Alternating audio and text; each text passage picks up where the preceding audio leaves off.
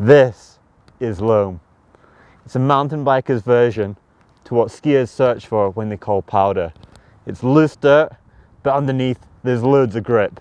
And when you absolutely rail it and smash it, it sprays everywhere. It's the best feeling ever, and this is our guide on how to ride Loam.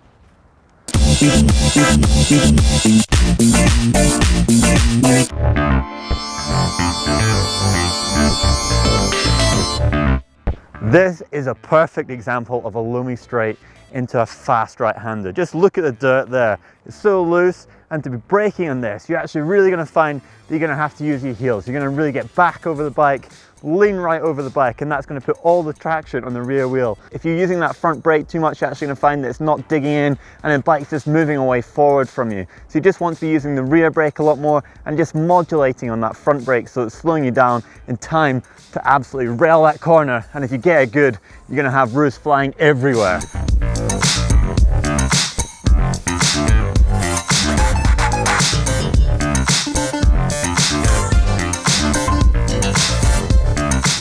In this loamy section, what you can't actually see and what the loam is actually hiding is the fact that right here there's rocks and there's roots, and they're really slippery underneath that loam. The other problem that the loam gives you is the fact that it's moving with you as well. So where you work with the bike, it's really just going to distract you. The bike's going to move away and your tires aren't going to be gripping. So how can you prevent this, and how can you find grip and ride on that loam? Well, you've got to be really relaxed on the bike. You've got to loosen off those shoulders, loosen off your grip. You don't want to be holding on too tight, too stiff, and you really want to loosen off those hips. And the other point that I was saying about using your heels, that's really going to control the bike and let you flow through this section.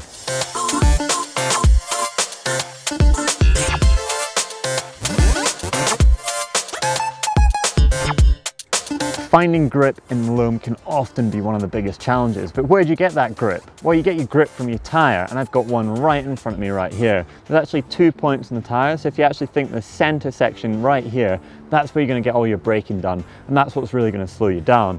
But these edge knobs here, they're the ones that are going to make you be able to turn in the corners. They're going to grip in when you're pushing into the bike, and also using your weight to find the grip.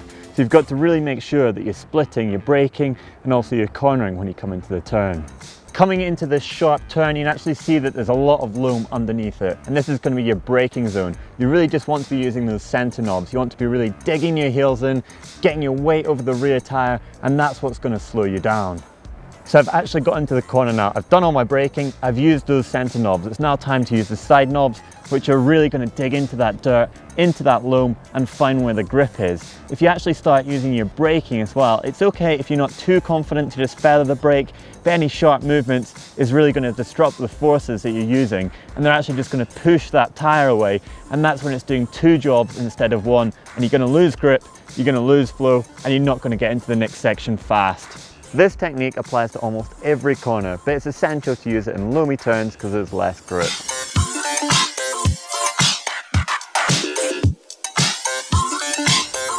Where are you going to find that loam then? It's like a mysterious trail, so when you do find it, you don't want to tell anyone about it. Loam forms from when the pine needles drop onto the ground and they decompose over time, and they give an amazing dirt quality. Anyway, for some more great videos on GMBN, why don't you click up here for Cornering the Comprehensive Guide. If you click down there, you're going to get to tire tread patterns explained. Don't forget, of course, to click on that globe, and you get to subscribe. You get a great video every day of the week, and the best part is, it's free.